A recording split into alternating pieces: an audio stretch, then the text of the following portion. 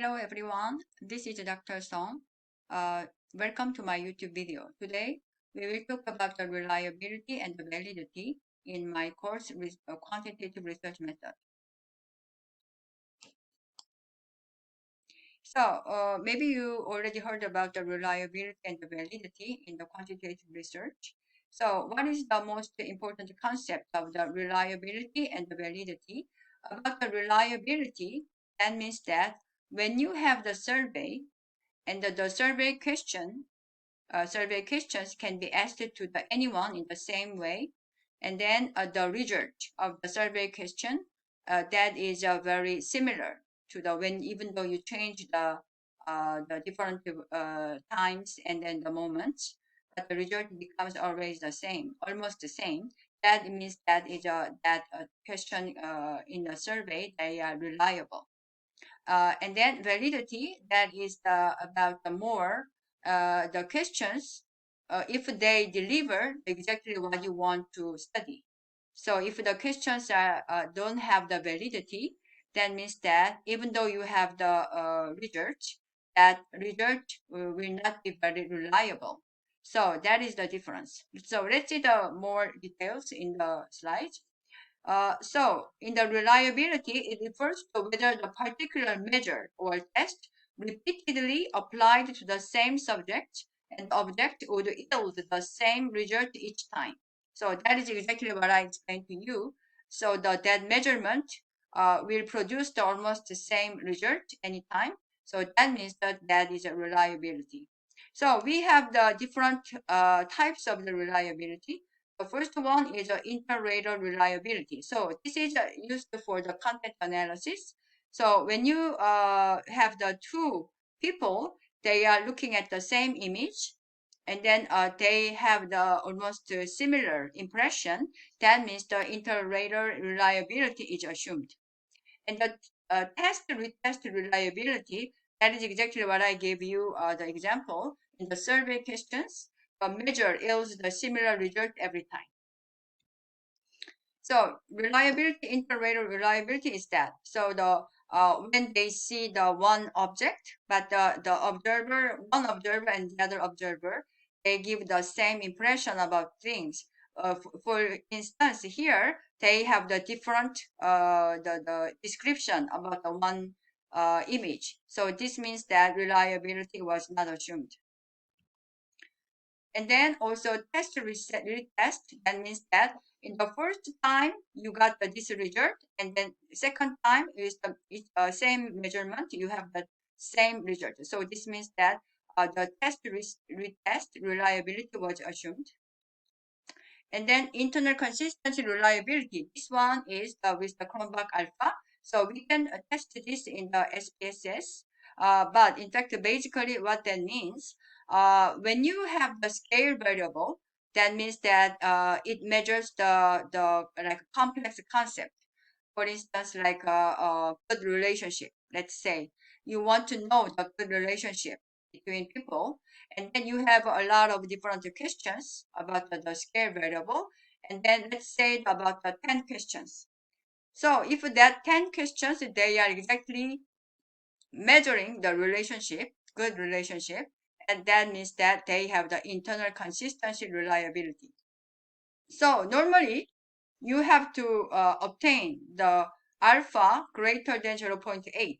That means that the Cronbach alpha shows that the all items of the scale variable, they are correlated. So they are measuring exactly the same object, what they want to obtain. So that is our internal consistency. So get the reliability level of the scale variable. So that is a Cronbach alpha. We use that is a more than greater than 0.8. That is a very recommendable. So here let's see that this question. A measure has a high internal consistency reliability. When it's you can use this reliability.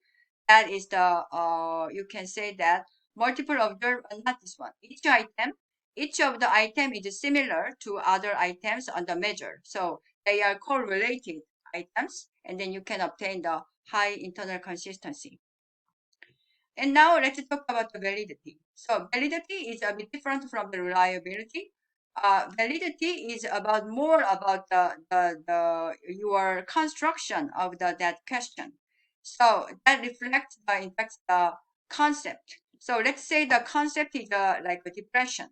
So if you have about the 10 questions about to measure the concept of depression, so those items should really the measure about the depression. It's not about another concept.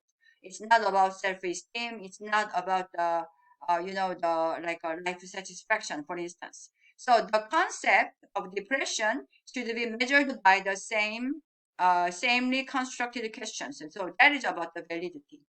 So this one should be carefully designed in the instrument tool. So this is a fundamental step how you measure the one concept in society or in the like a psychological phenomenon with the validity that should be really ensured to measure the really the what you want. So about the validity, there are four types. The first type is a face validity. That is very simple. That refers to whether an instrument appears to measure what it intends to measure. So a life satisfaction is scale variable. That should have the face validity that will measure about the life satisfaction. So to get this objective, you should discuss with the experts in the field so to make sure that your measurement has the face validity and measures the what you want to measure. And the content validity, that is about the an instrument measures the all possible dimension. That means that if you want to measure the life satisfaction, but life satisfaction can have the different dimensions. It can be in the internal or external, and then a lot of different dimensions. So content validity means that all those different aspects should be measured. It's not only one part. So this is the diagram how you can understand the validity content.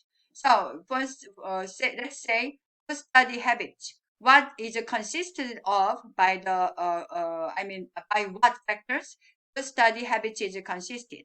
So that is the attend class, do readings, review the materials, and practice. All these things are together. They are reflecting the good study habits. So that is a valid content.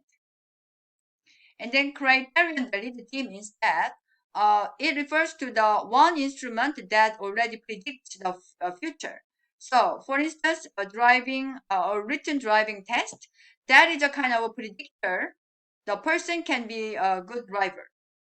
And then GPA also, that is like a prediction for the student who can go to the graduate studies. So that is a criterion validity. And then construct, so in fact, the criterion validity, that is like the result you obtained from your research, that should be adapted. That should be applicable. That should be applicable in the real life. That is a criterion validity. And construct validity, that means that all items are very highly correlated with each other.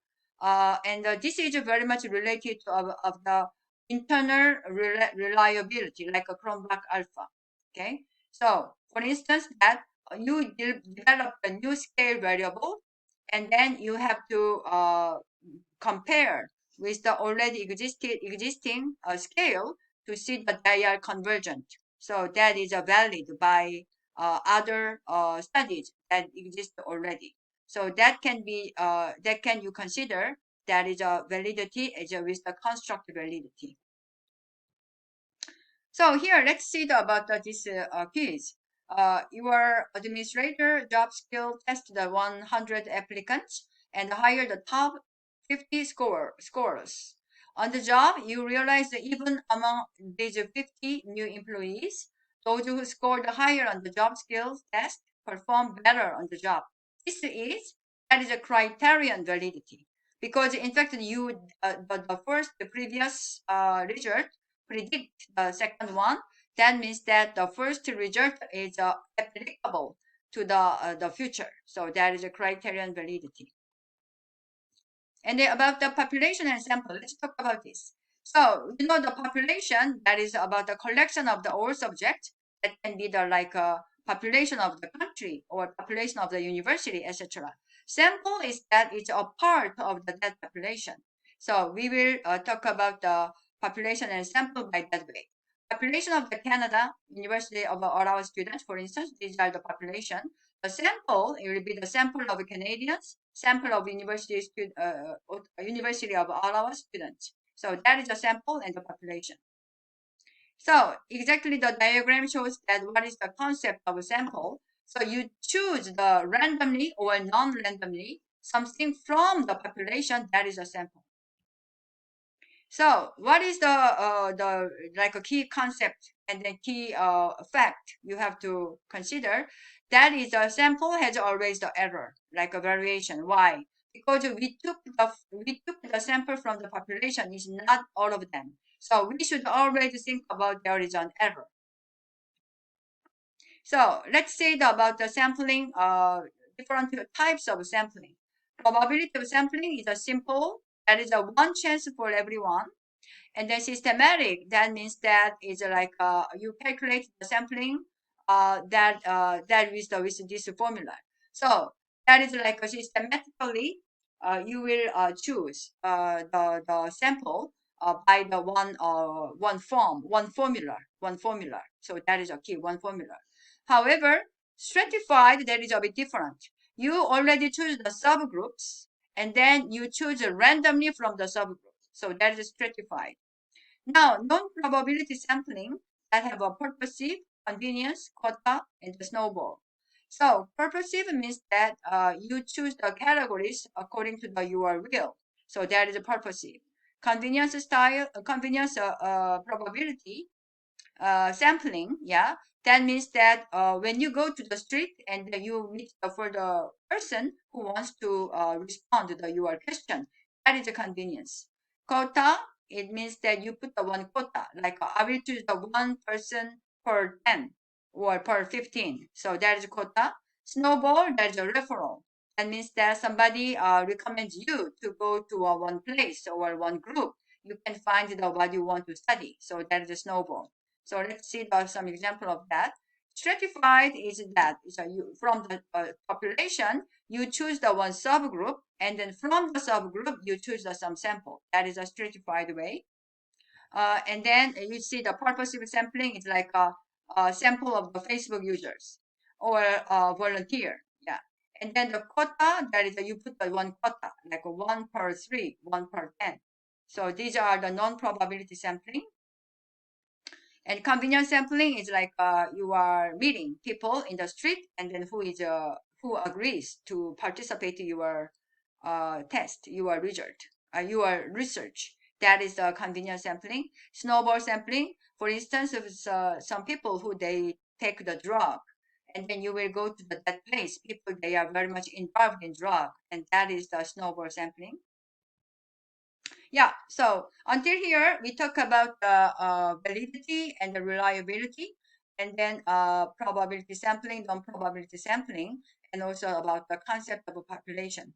So next time, we will really enter the descriptive and inferential statistics. So also we can combine some practice with the SPSS. So thank you so much for today's lesson, and then I hope I can see you next time.